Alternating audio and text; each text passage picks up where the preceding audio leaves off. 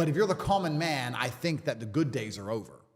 And I think it's going to get harder and harder. What do you imagine the world to look like in 5-10 years time? As I mentioned earlier on, you got AI and you got the Apple Vision Pro, and eventually they're going to come out with sunglasses like the ones you're wearing now that have every little thing that you need to see in front of you. So what do you imagine the world to look like? Is it a scary place, or is it a thing of where it's interesting? It's a good question. And I'm going to tell people how I came to my answer. I think the best way to predict the future is to study history.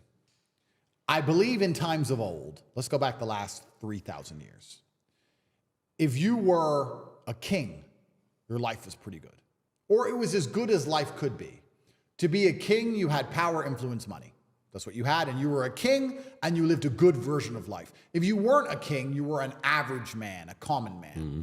And I think the world is cyclical. When you were a common man 2,000 years ago, you were effectively a slave, and life was terrible. And then that was the same all the way up to perhaps the 1930s, 1940s. Being a common man was pretty terrible. And perhaps it was the war and the massive loss of life.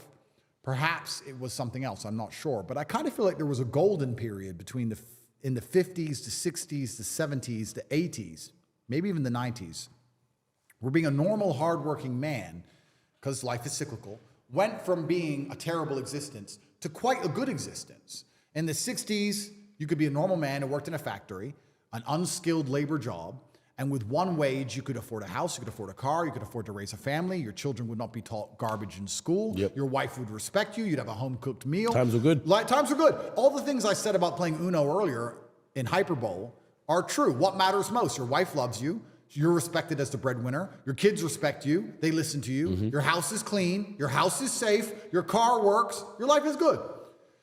And I feel like, because it's cyclical, those good times are over and we're going back to where it was before.